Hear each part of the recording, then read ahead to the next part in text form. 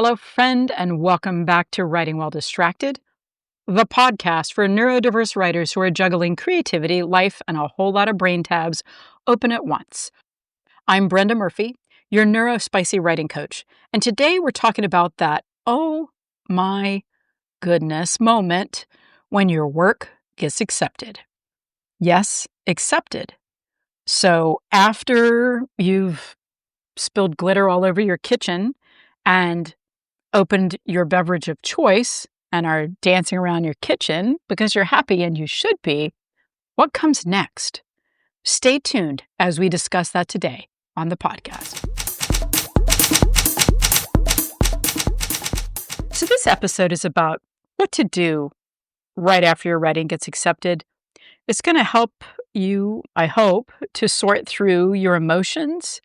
It'll go into some practical steps and how to set yourself up for the next stage of your writing career. So get comfy, grab a beverage if you can, and let's go. So the first thing that you should always do with an acceptance is to celebrate. And I mean that. Celebrate in whatever way feels good to you.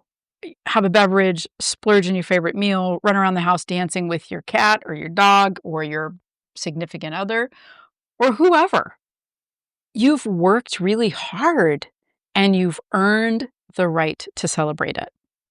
After that, you may find yourself in another space, which is oh no, everyone is going to read what I wrote. And I want you to take a breath, feel those feelings with that initial excitement. Take a breath.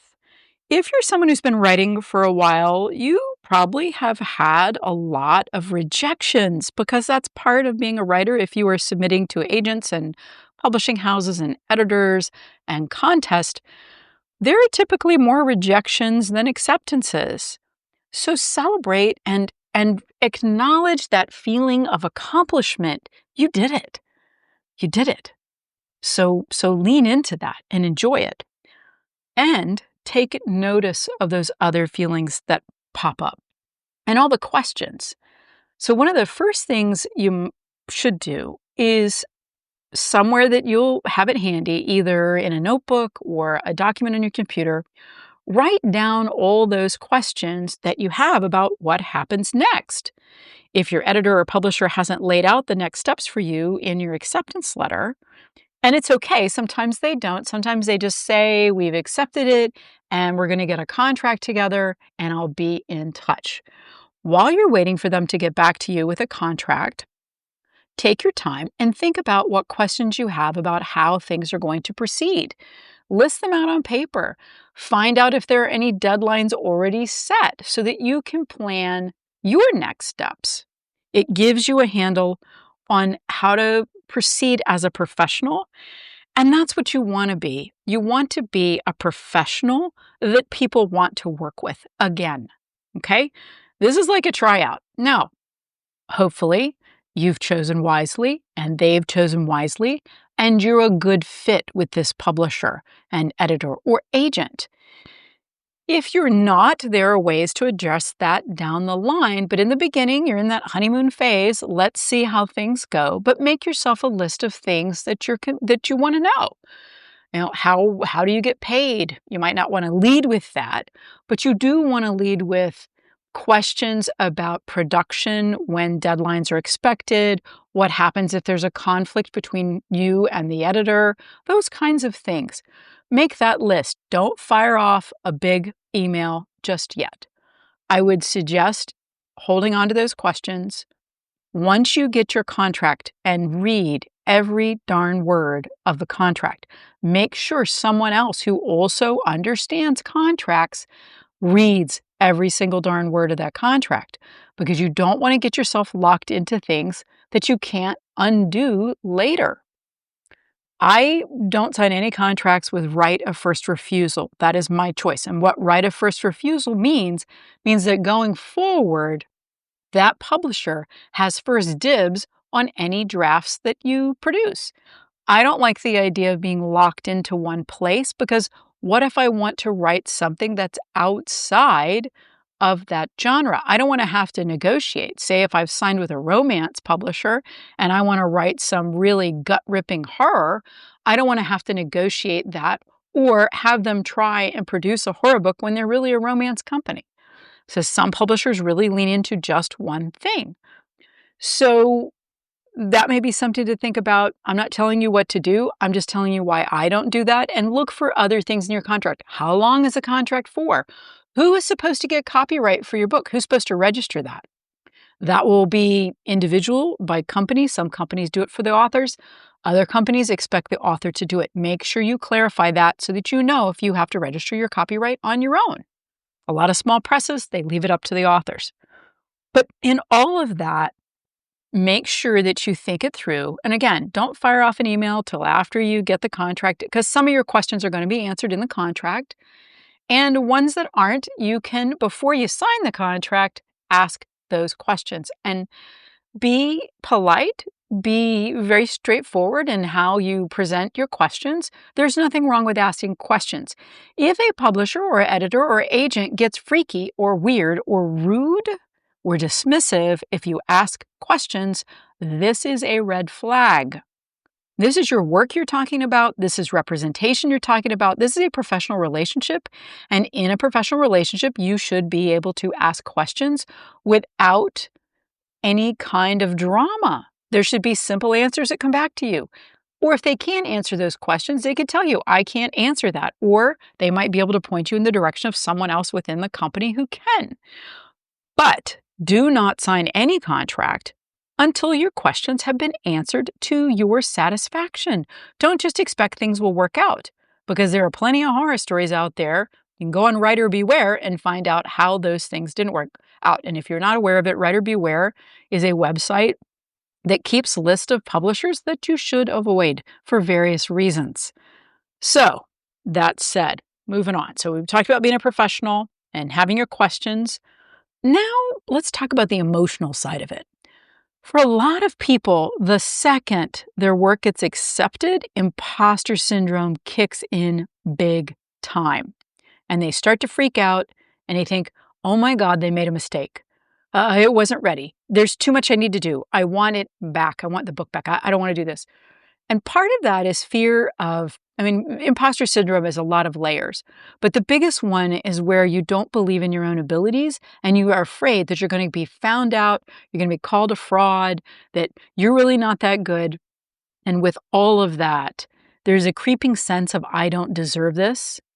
But you need to remind yourself, someone outside of you, someone with professional skills, either an editor or an agent or a publisher, saw value in your work. And don't doubt that. Okay? It's hard to do. I have other resources that I can point you towards to talk about how to fight imposter syndrome, and I will leave those in the show notes so you'll be able to find them. The biggest thing that neurospicy people that are dealing with mental health issues, people that have had a traumatic upbringing in life, often have what is called rejection sensitivity dysphoria. And I have talked about this before. And it's an emotional landmine. It is an intense overreaction to perceived rejection or criticism. So where does this fit in? You've just been accepted. How is this going to matter? This is going to matter because at some point, either your agent or your editor or your publisher is going to send back your work with maybe a letter of things they want you to address, maybe a huge bunch of comments, maybe a huge bunch of things that they want you to change in the story. They will have edits. You will be edited. You will have a copy editor that will work with you in most situations, or an agent that will work with you to develop a manuscript or change some things in a manuscript that they think they can sell. Either way, this is when RSD can totally rear its ugly head and you can get angry and butthurt about what they're doing to your manuscript. What they're doing, and this may be hard for you to accept or hard for you to believe in the moment, is their goal is to make a book that sells. And if you are not and even if you're self-publishing, you want a book that sells. But if you are trusting an agent, an editor, publisher with your work, their main goal is to make some money off your manuscript so that they can pay you and they can pay themselves. If you don't get paid, if your book doesn't sell, they don't get paid. And so working with you to improve your manuscript or to make it more marketable is something they are going to focus on. And if you have followed this path of traditional publishing, it is something you need to remember as well. You need to have a trust relationship with your publisher, your editor, your agent. That's a huge thing. And it is very much in your best interest to, when you start feeling those angry feelings of, I just want to take my manuscript and go home, or I just want to break this contract, you need to pause. You need to talk this out with someone else. You need to take a breath, because it's outsized, and it is more than likely outsized. If you get what you think is a rude email, run it by some other people. Hey, do you think this email is rude? Do this privately. Do this with people you can trust. Do not blast this all over the internet. Don't go to Reddit. Go to a trusted person in your life, friend or family member, and ask them, could you please read this? Because they're not going to have the emotional investment in the outcome that you are. This can save you from either coming across as very unprofessional or immature with the people that you want to work with. And if you sent your stuff off to these people, I'm assuming you want to work with them. So please take a breath. Do not let RSD trash your relationship in the beginning or at any time in your relationship with a publisher or anyone else. I mean, it is a constant problem for people who have it to not overreact. So again, have a trusted friend read the email or help you work through your response.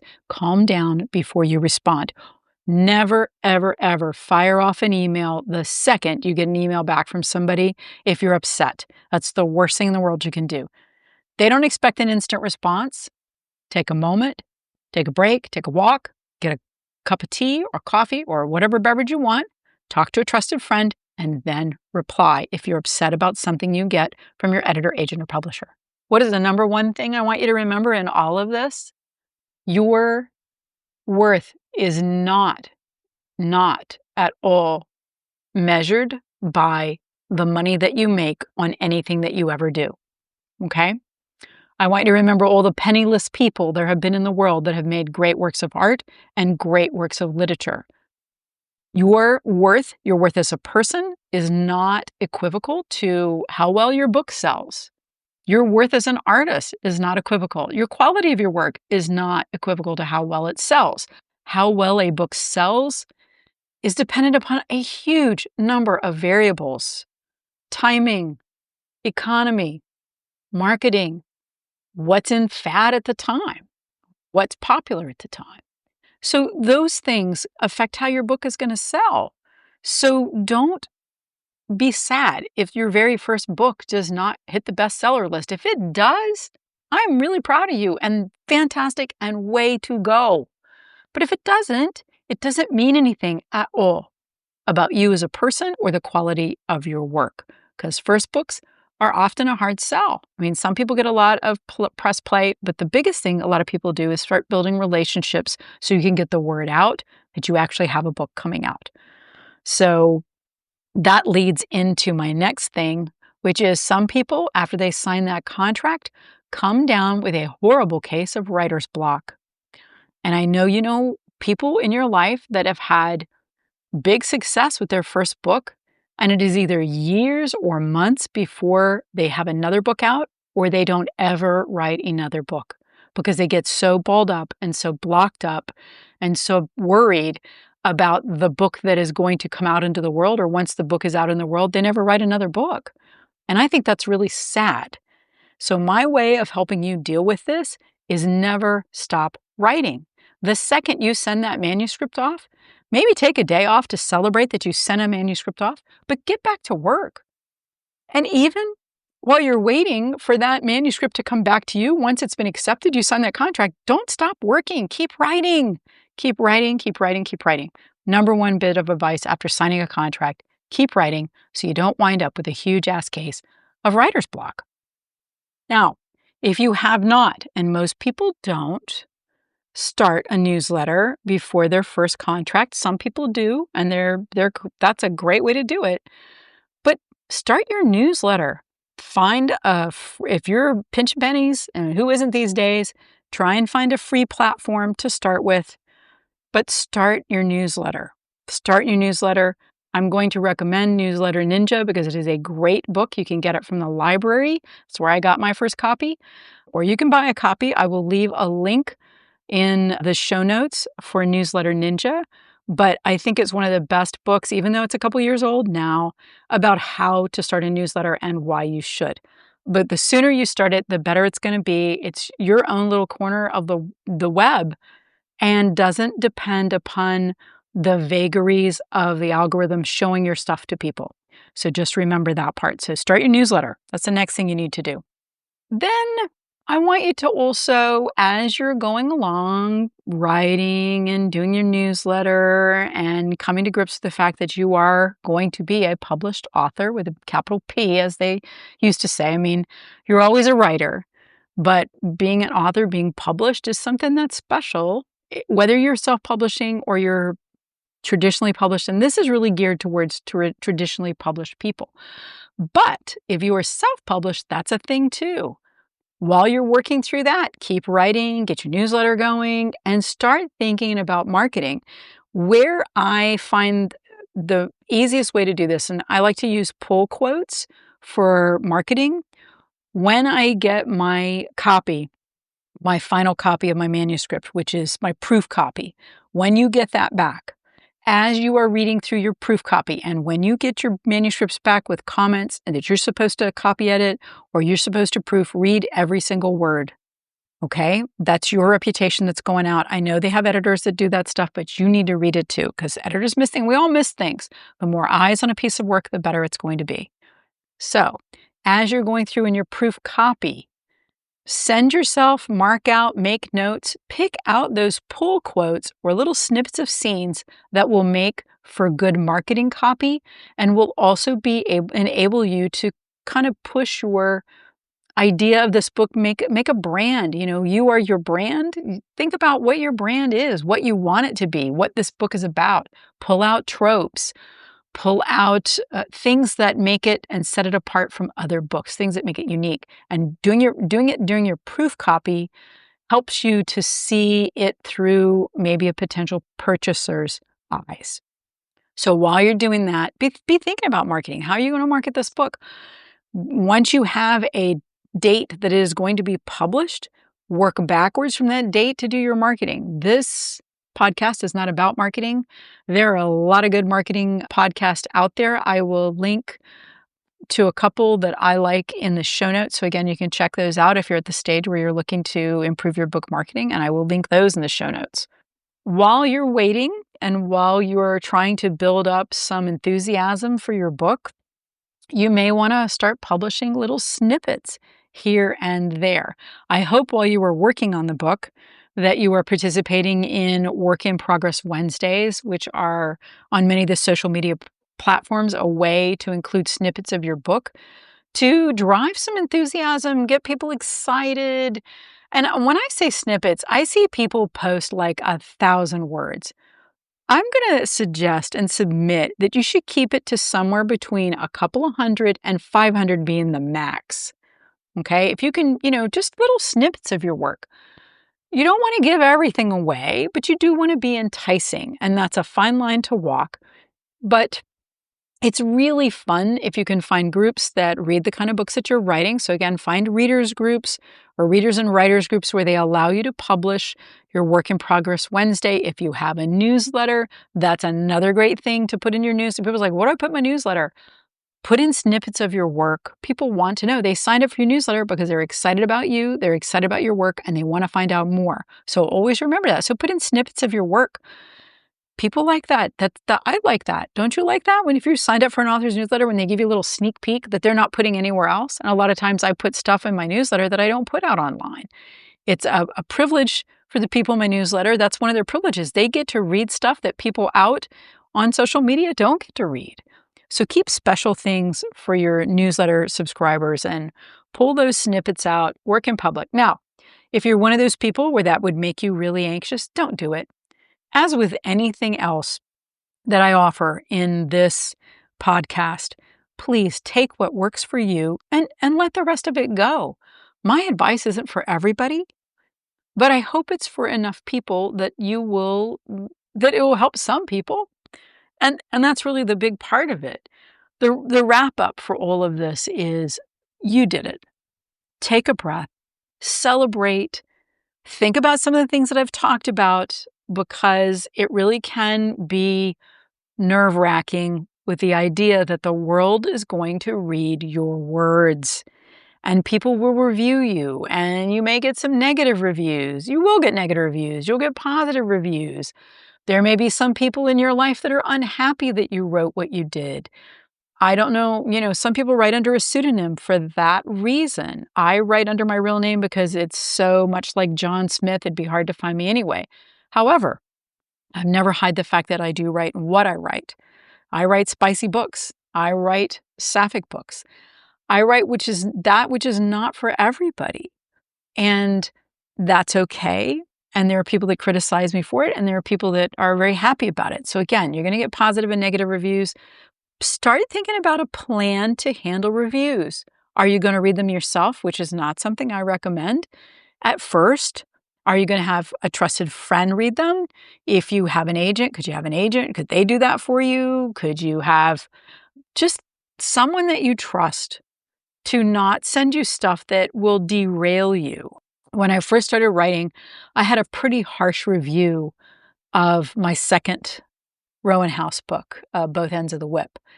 And at the time, I wasn't far enough along in my writing career to realize that this person really had other issues besides, it wasn't about the writing. It was about what was happening in the book. And it really, when I went back and read the review later with a lot of maturity on my end of it, I could see that there were other things going on with the review, that it really didn't have anything to do with my work, but they were working through some personal things and just happened to choose my book to let go of all of that vitriol and animosity and just ugliness. And that's okay. That's their issue. Reviews are for other readers. Other readers, when I read a really negative review, if I'm reading through it and I know that it's not really about the book, then I know it's not really about the book. And readers will know when people are giving you reviews that really aren't about the book. There are quite famously people on Goodreads that go through and one-star every LGBTQI book they can find in the database to try and just, I guess, make themselves proud. I don't know. Again, ratings, reviews, have a plan for dealing with the emotional side of that, taking into account the things that you deal with as someone who may have mental health issues, as someone who may deal with rejection sensitivity dysphoria. I know for myself that I can find myself really down sometimes and wonder why I continue if I allow myself to read negative reviews. And so I don't. I pretty much skim. I glance at the reviews. I have friends that will send me good reviews, let me know what's going on.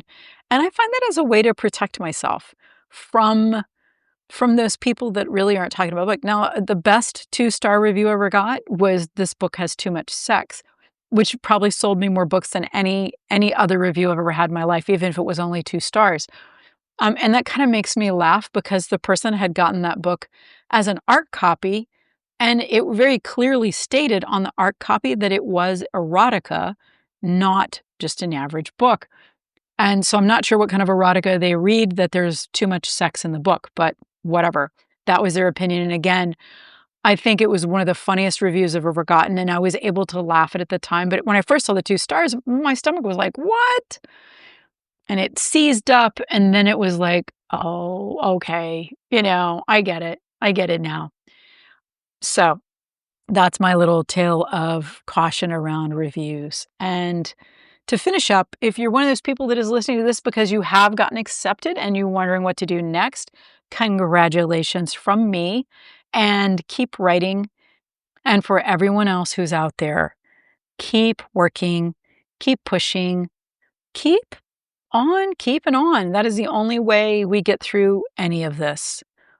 So until next time, keep writing, stay with it, and I'll see you in the next podcast.